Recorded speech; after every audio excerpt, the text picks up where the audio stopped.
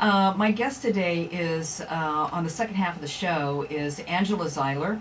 She is the director of Tricities Animal Shelter. She's been there for 8 years. 8 years is a long time, Angela. It absolutely is. Yes. A long time. Yeah, it is. What does the Tricities Animal Shelter do? I mean, you have contracts with people, don't you? Government agencies, bodies? Yes, actually, Tricities Animal Shelter is run by the nonprofit A to Z Animal Sheltering Services, which is contracted with the cities of Kennewick, Richland, and Pasco to provide their animal control services. Animal control, what does that mean? Animal control services are those to enforce the animal laws of each city, the ordinances that each city has for animal-related issues.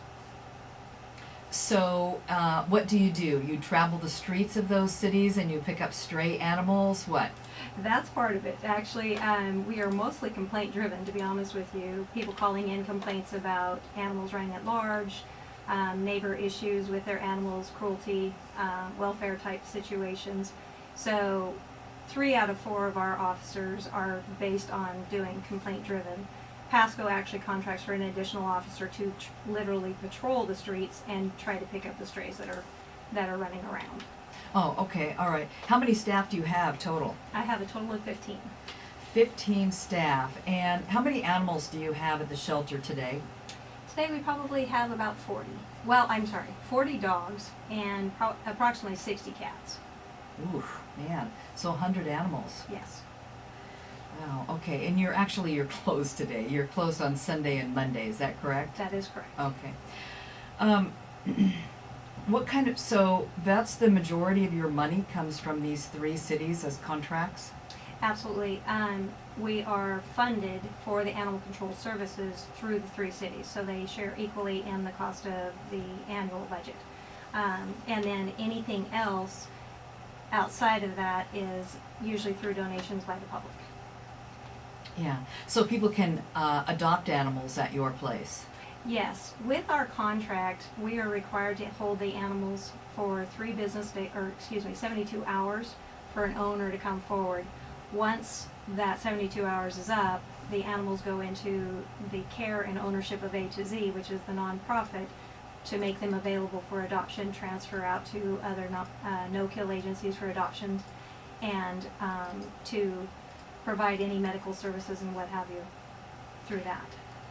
So you're the only animal shelter in the Tri-Cities that uses euthanasia to dispose of unwanted animals. Is that correct? Actually, no, that is not. Oh, okay. Benton County Animal Control is much like we are. Oh, okay.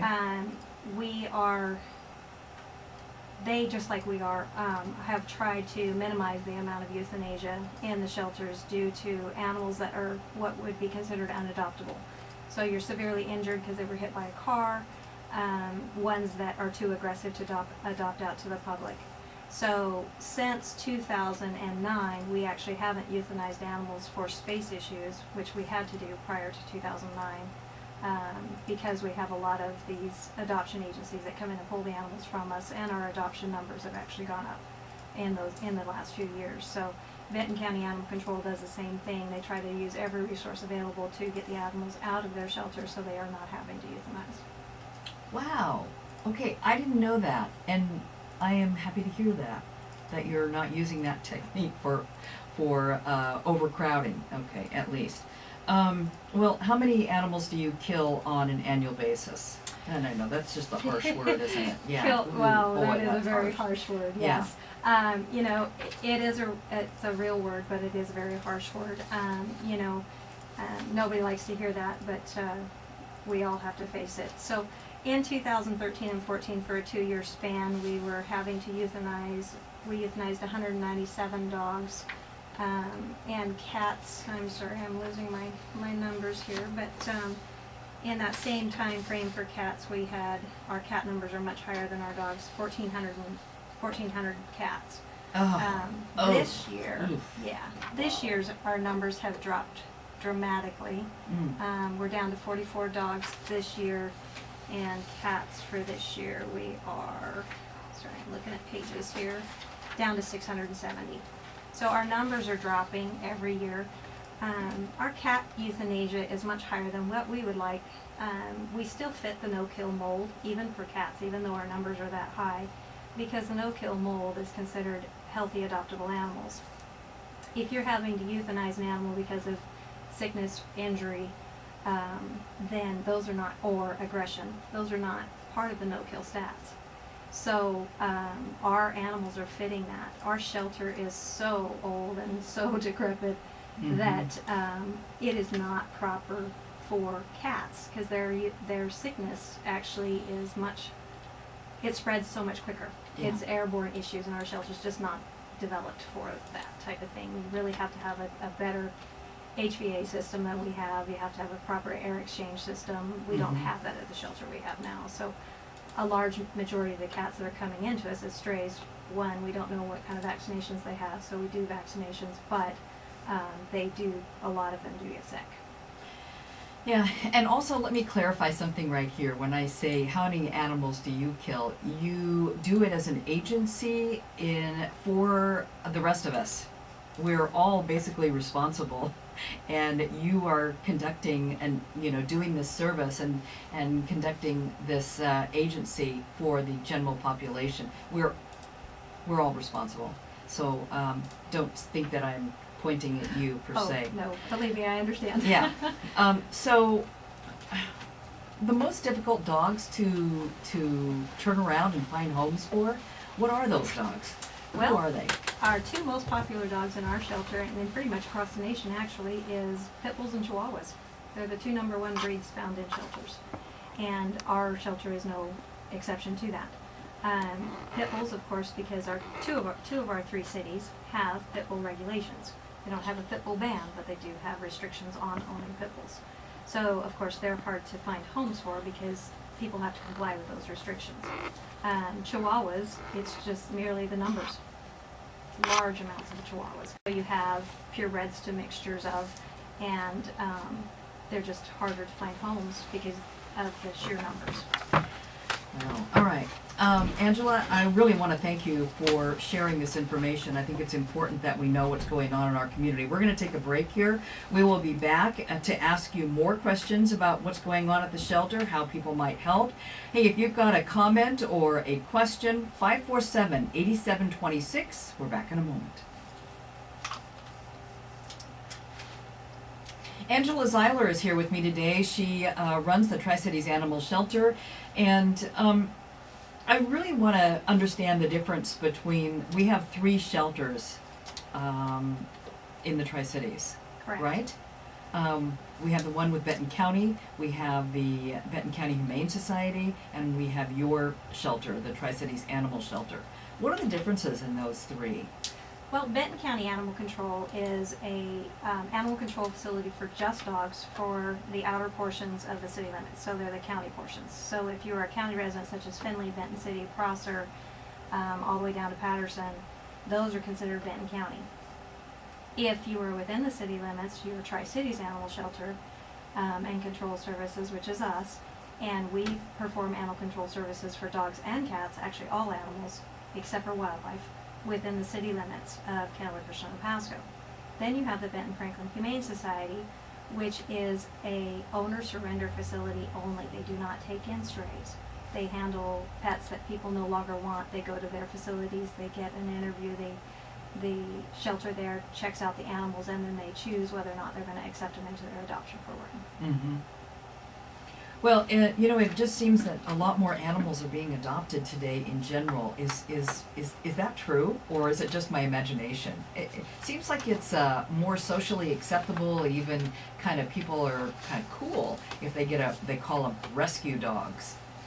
I think that adoption is becoming more popular because people are realizing that, one, the need for it, and the education to the public about animals and how to properly care for them and how much of a emotional and physical support animals can be to people, that people are starting to utilize dogs, cats, even small farm animals for that kind of thing.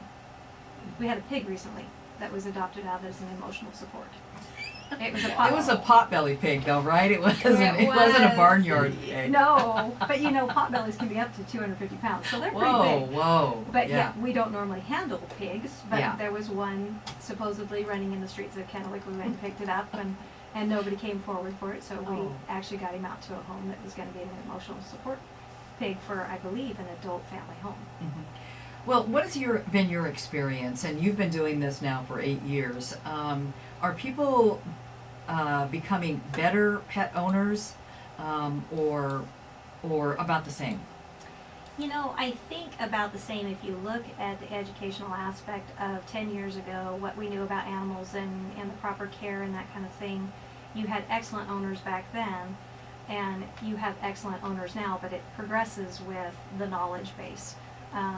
But then on the other hand, I say that as much knowledge and education as we have out there about animals, we still have a lot of problems. So, you have good owners, you have bad owners, you Mhm. know, and as much as you work towards getting them educated on the right things, our trends that we had 8 years ago are still the same trends we have now. So I can't say That's they're better. disappointing.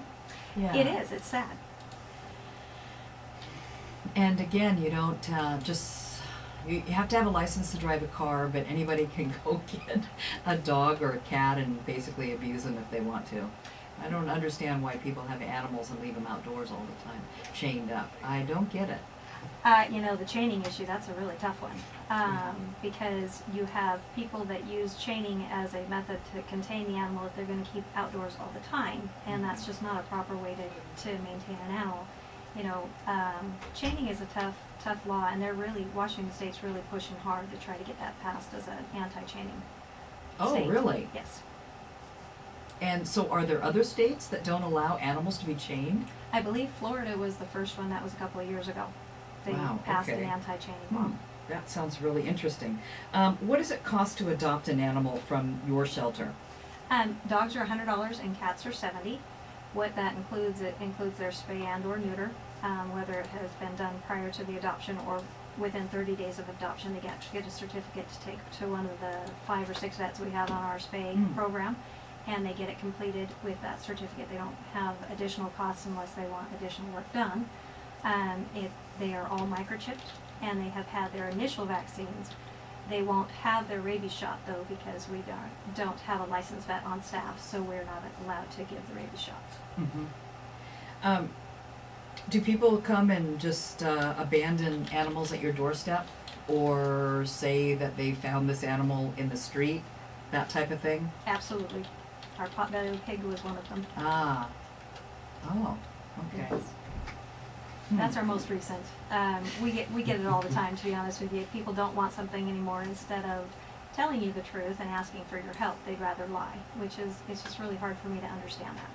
Well, can people surrender their animals to you and pay, some type of a fee for that? Yes, they can. It's again, because of our contract, they have to live within the city limits of Kennewick or Pasco, and then we can help them out. We do refer them on to the adoption agencies first to see if they can help them. If they can't, then they're allowed to bring the animals back to us, and we will take them. In the case of the potbelly pig, we probably would have not been able to take it because we don't have any place to keep. We have nothing set up for livestock. Mm-hmm. But we would have done everything we could to get the pig out to a new home, because there was people that stepped up right away wanting to adopt that pig. So we know that if she had just come forward and said, "Hey, will you help me?" we would have helped. But that pig is a pet. It's not an outdoor living in the livestock area with the other pigs. Actually, no, that you're correct. He was a 6-month-old potbelly pig named Pepper, and his previous owner had put him on Craigslist to rehome him because her landlord, she'd taken a pig home and her landlord didn't know about it, so her landlord found out. So she was having to rehome him, and the new gal that went and adopted him was insistent that she had to have this pig for an emotional support pig for her special needs children.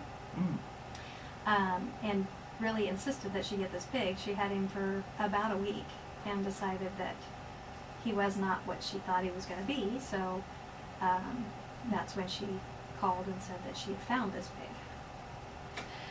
But aside from all that, you were able to find a good home for this pig, so that's really great. Do you use volunteers there? We do. We actually don't have a volunteer program set up, but we accept volunteers that come in just that want to spend time with the animals. That's what we want volunteers for, is just to come in and spend time with the dogs and or cats to help them get adopted. So although we don't have a program, there is a few really neat groups out there that get together and they come and walk dogs for us. Tri-Cities Animal Shelter Walkers is one of them. Oh, that's and nice. then the Save, there's a Facebook page called Save.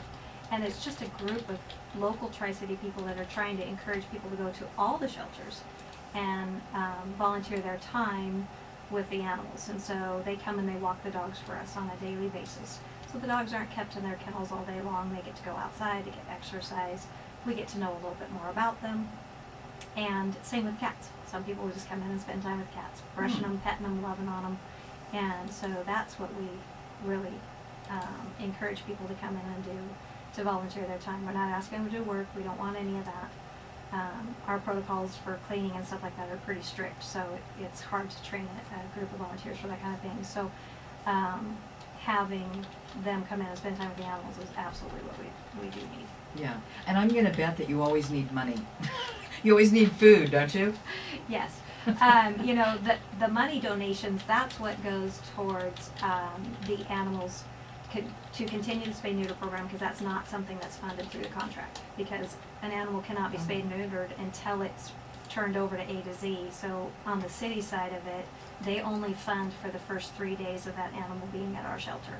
After that, however long they're there, comes out of A to Z's pocket. So that's where the public steps in, and through their donations we're able to get medical care, a lot of things that we hadn't been able to do before. How long do animals typically stay there?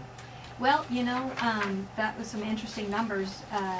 2013 and 14, which was a combined thing when I ran my report, sorry, but the length of stay was 26 days for cats and 20 for dogs. I'm happy to say 2015's numbers are phenomenal. Cats are down to 15 days and dogs are down to 10. Wow. So that means our programs with these other agencies that come in and pull animals and through adoptions is working.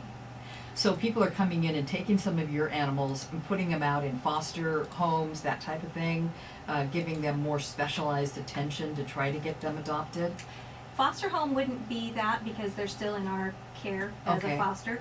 But these no-kill agencies such as Humane Society, we have one from the west side called NOAA out of Stanwood, and then one called Tracks out of Montana that come and pull animals. NOAA comes once a month and pulls animals from us. And if it weren't for those efforts of those no-kill agencies, our numbers would be much higher. So they are strictly adoption agencies, that they do not euthanize animals except for if they had a severe medical condition that that happened while in their care, they might have to euthanize it. But for otherwise, they do not euthanize these animals. And NOAA has a turnaround of about 2 weeks, if that, when they pull animals from us and they're adopted out again. Yeah, but what about the pit bulls? NOAA won't pull pit bulls, unfortunately, from us because they have bylaws with their nonprofit. But Montana has pulled a few from us, and Benton Franklin Humane Society actually pulls pit bulls from us. They pulled one last week.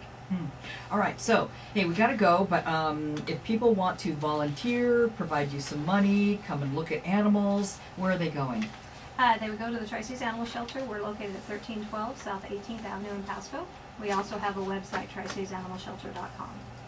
Angela, I really appreciate you coming in and sharing this information. It's good to know. It's good to know. Well, thank you for having me here. I appreciate it. We're back in a moment.